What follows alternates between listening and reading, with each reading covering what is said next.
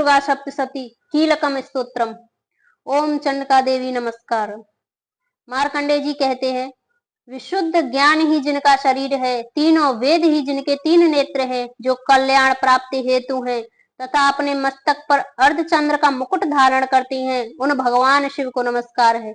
मंत्रों का अभिकीलक है, अर्थात मंत्रों की सिद्धि में विघ्न उपस्थित करने वाले शात रूपी कीलक का जो निवारण करने वाला है, उस सप्तशती स्तोत्र को संपूर्ण रूप से जानना चाहिए और जानकर उसकी उपासना करनी चाहिए। यद्यपि सप्तशती के अतिरिक्त अन्य मंत्रों के जप में भी जो निरंतर लग रहा है वह भी कल्याण का भागी होता है, उसके भी उच्चाटन आदि कर्म सिद्ध होते हैं तथा उसे भी समस्त दुर्लभ वस्तुओं की प्राप्ति हो जाती है।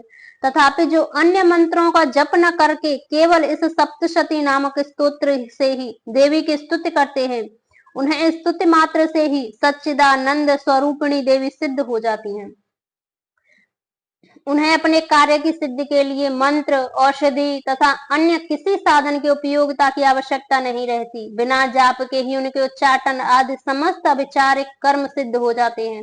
इतना ही नहीं, उनकी संपूर्ण अभीष्ट वस्तुएं भी सिद्ध हो जाती हैं। लोगों के मन में यह शंका थी कि जब केवल सप्तशती की उपासना से अथवा सप्तशती को छोड़कर अन्य मंत्रों की उपासना से भी समान रूप से सब कार्य सिद्ध होते हैं, तब इनमें श्रेष्ठ कौन सा साधन है। लोगों की इस शंका का सामने रखकर भगवान शंकर ने अपने पास आए हुए जिज्ञासाओं को समझाया कि यह सप्तशती नामक संपूर्ण स्तोत्र ही सर्वश्रेष्ठ एवं कल्याणमय है। तदंतर भगवती चंडिका के सप्तशती नामक स्तोत्र को महादेव जी ने गुप्त कर दिया।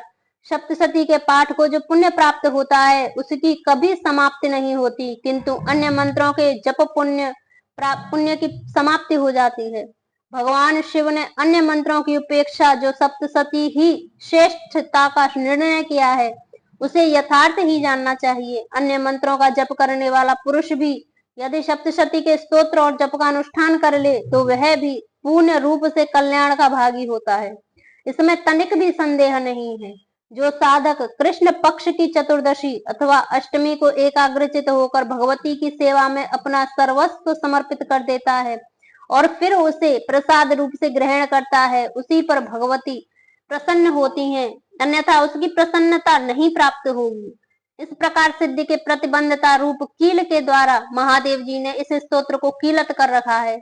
जो पूर्वोक्त रीति से निष्कीलन इसके करके इस सप्तशती स्तोत्र का प्रतिदिन स्पष्ट रूप से उच्चारण पूर्वक पाठ करता है, वह मनुष्य सिद्ध हो जाता है, वही देवी का पार्षद होता है और वही गंधर्व भी होता है। सर्वत्र विचरते रहने पर भी इस संसार में उसे कहीं भी भय का सामना नहीं करना पड़ता, वह अपमृत्यु के वश में नहीं पड़ता तथा देह त्यागने पर अनंतर मोक्ष को प्राप्त कर लेता है।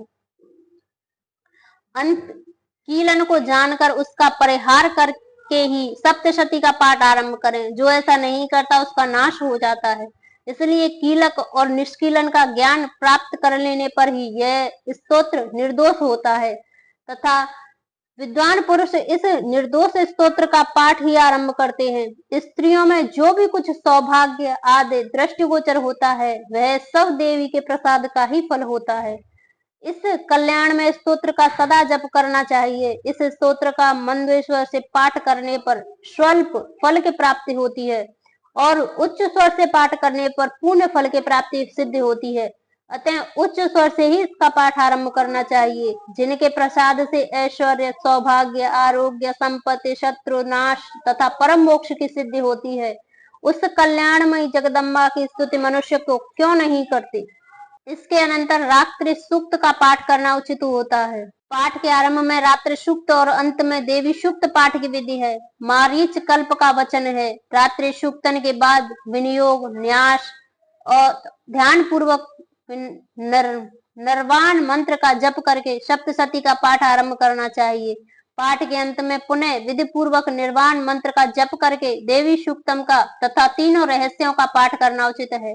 कोई निर्वाण जप के बाद रात्रि सूक्त पाठ बतलाते हैं तथा अंत में भी देवी सूक्त के बाद निर्वाण जप का औचित्य प्रतिपादन करते हैं, किंतु यह ठीक नहीं है। चिदंबर संहिता में कहा गया है, मध्य निर्वाण पुटित स्तोत्र सदा भयस्ते।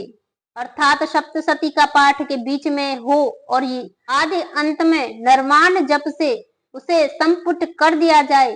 डामर तंत्र में यह बात अधिक स्पष्ट कर दी गई है।